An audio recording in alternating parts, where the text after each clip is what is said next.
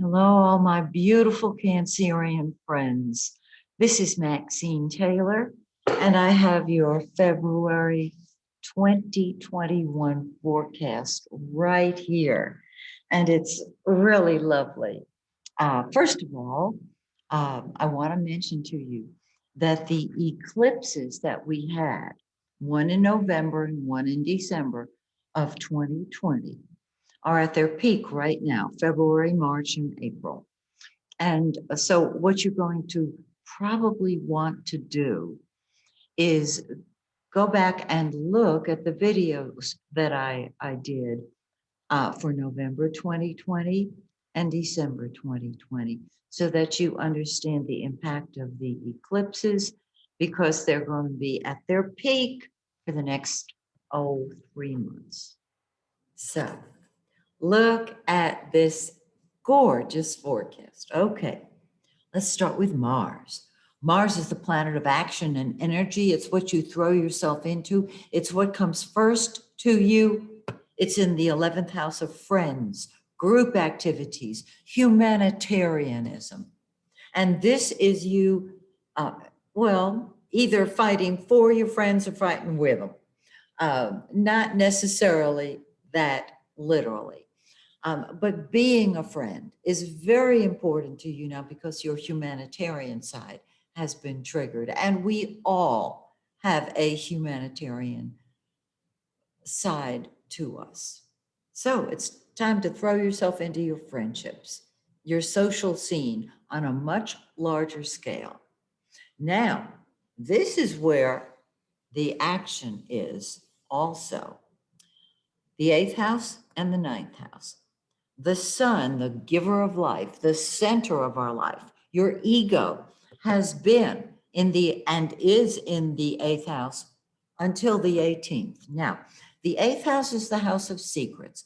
It's the house of privacy. It deals with joint finances. It deals with psychic things. It deals with sexual issues. It deals with mutually beneficial financial programs or projects. And most importantly, this is a time when you Cancerians who are psychic sponges become psychic detectives. And you're looking beneath the surface at what's going on. Since anything in the eighth house is going to undergo a transformation, there's your ego getting ready to undergo a transformation. This happens once a year. It's so exciting. On the 18th, it moves into the ninth house, and you see a much bigger picture. You've done your investigating in the eighth house, and now you're ready to apply it on a much larger scale. I love this. I think it's terrific. Okay. Venus, the planet of love and money and beauty. And did I mention love? More than twice. Let's do a third time. Love. You're re examining the whole love scene. How you feel about someone, perhaps.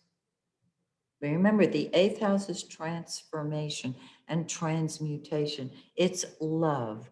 And you love your privacy and you love helping other people. So, those of you who are counselors, astrologers, consultants, that's our house. And on the 25th, Venus joins the sun and you're expanding your horizons. Remember, you've gotten your answers when you were in the eighth house, right? And so now you're putting it into action on a much larger scale. Now, Mercury, our conscious mind, what we think about and talk about, is in the eighth house. It's retrograde right now. It will go direct on the 20th. And when Mercury's retrograde, you, as a psychic sponge, you're a naturally psychic person. This is why you're so sensitive to people's energies around you. All right.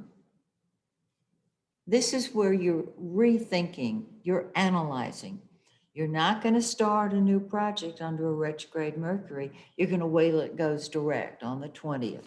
And then it will be in the shadow till March 13th. So if you can wait till the 13th, that would be the best case scenario. However, now tie up the loose ends of unfinished projects and put them into operation as soon as Mercury goes direct. Yes. Will things be confused during the shadow? Of course they will, but you'll be able to move forward. Now, we have a new moon in the 8th house on the 11th. And this new moon gets all that energy stirred up. The psychic energy, your psychic ability. And with Mercury retrograde, you may rethink certain beliefs that you've had before. That's cool. Hey, we grow, right? So the energy starts moving forward on the new moon on the 11th. The new moon is in 23 Aquarius. Find that in your birth chart, combine it with the solar chart, and you've got the whole picture. Then the full moon is on the 27th, and it's in your third house of the conscious mind and talking and communicating and traveling. And it makes you a disguised Gemini is what it does. So this full moon on the 27th is in 9 Virgo. Find that in your birth chart. And you have the whole picture because you're coming up with ideas. Now, the 9th house is the big picture. It's your philosophy of life. The 3rd house is how do we implement it? Let's get ideas on this. All right. So travel, long distance, travel, short distance. Communication, long distance, communication, short distance. You have a beautiful February here. So I hope you've enjoyed it, this beautiful forecast, and I hope you'll join me next month when once again I take a look at your astrological forecast. Until then, may the stars shine brightly on you and yours. Bye for now.